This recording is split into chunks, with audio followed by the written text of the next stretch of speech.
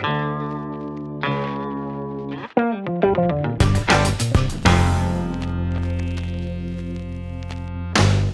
right, welcome back to another training with Profit Pro Plus. Today we are going to dive into the individual loaders function of the Profit Pro Plus system. Now we're taking a look at a little bit of a different page, and the reason why is just to make sure you know some of the workarounds and secret passages as it comes to Profit Pro Plus. In the ProfitProPlus.com page, you can find all kinds of incredible information, insights, and how the program works. This is probably where you ended up finding about the program in general, but there are a couple of unique pieces within the system that we wanted to cover before we jump into the individual loaders. So let's start with a couple of cool functions and elements within the ProfitProPlus.com page. You've likely found the training page. Our training page gets updated all the time, and it's broken down in real simple steps where we can look at the step 1 training elements for loading your data, the step 2 elements for entering your recipes, step 3 teaches you how to manage your program from food cost to taking inventory and using reports. Last, we've got the manual forms and templates, and all of these can be accessed. In addition, we've recently built our tools and resources section where you can find some unbelievable information, things like a spice conversion chart. You can look up all of your spices and find out how that spice translates from ounces per cup, tablespoons per ounces, or teaspoons per ounces. We have a similar program in the vegetable yields chart where you can look at your vegetable yields, and while we don't have them all populated yet, we have a great majority of them populated. So it'll start out by showing you the item, how that unit size is measured or what it's measured from, how many measurable units come in that portion size or case size, what the recipe count that we use is, what our weight is after our yield, what our yield percentage is, how many yields per cup you get, and the number of cups per unit or case that we're describing over here. We have the same chart for fruits, and we also have it for canned food yields that are based on the USDA recommended drain weights. Now this one's always really interesting. When you look at a canned product, you're going to want to know, if I've got canned artichokes, what's my usable amount of product? Well, the USDA minimum drain weights are set by the U.S. Food and Drug Administration to determine what a minimum packaging restriction must be from manufacturers. So this can be a good barometer or litmus test to get started with calculating some of your drain weights if you don't have time to go calculate those drain weights on your own at setup. Next, we've also included a conversion calculator. Now this is our buddies over at mykitchencalculator.com, but it's a very cool system where if you want to take a starting value of a recipe that you have written down and we're curious to look at, I've got 50 ounces of a product and I want to see how many cups that'll give me. We click convert and we see that that gives us 6 1/4 cups. So a very cool tool, and one that we love recommending to people to use when converting your recipes. Next, we also have our Profit Pro Plus University. In PPU, we are updating the site all the time with great course content and course study. We have our video courses that are coming really soon, and you're going to enjoy these where they show practical application. And these are things that go beyond just the Profit Pro Plus software program. This is more of the information education about food cost in general. Some really, really awesome topics. So we hope you'll check out that page. And down at the bottom, we've also included another opportunity for you to access those tools and resources that we just reviewed on the previous page. Additionally, within your Profit Pro Plus page, you can click on this little icon up here at the top. If you're at the training page, we'll actually show you that right there. Click on the Profit Pro Plus icon and it will take you directly to your landing page so that you can sign in and use your program like this. Okay, so here we are in our Profit Pro Plus landing page. I've got my information all entered in. I'm going to go ahead and hit return or a hard enter because I'm ready to go to the default inventory page so we can talk about the individual loader. And here we go on our inventory page. The individual loader has a couple of basic types of functionality. So let's talk about what it is, where it is, and how to use it. We have individual loaders in a couple of different elements within the program, but the primary place and need for the individual loader comes from the inventory page.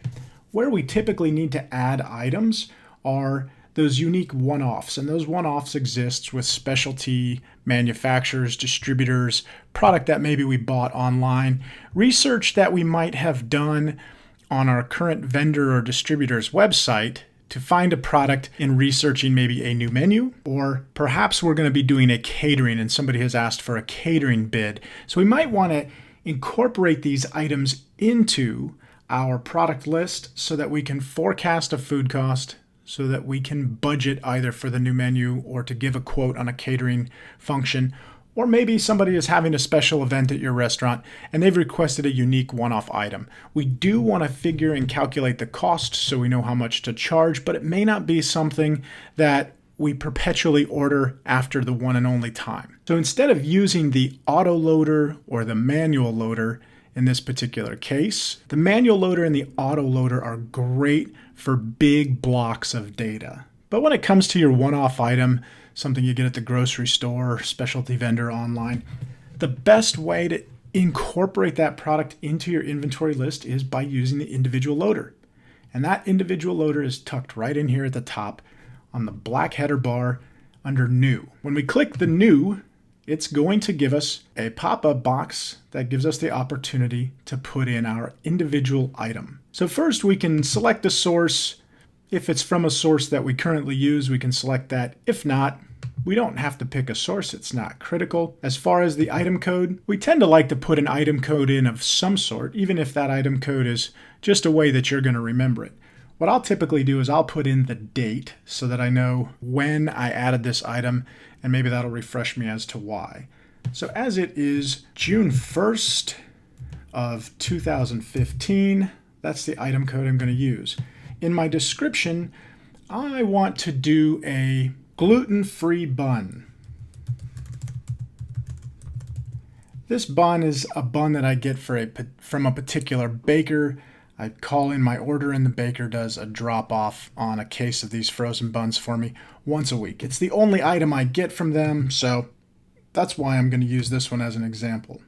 I'm going to put it in my category under freezer. My accounting department has a GL code, but I'm not going to throw that in right now.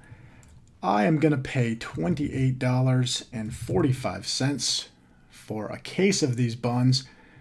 The brand I'm going to skip over for right now. The pack size is a 24 count. So I'm going to click 1/24 count, and I can see that that already exists in my database. So I'm going to use that one.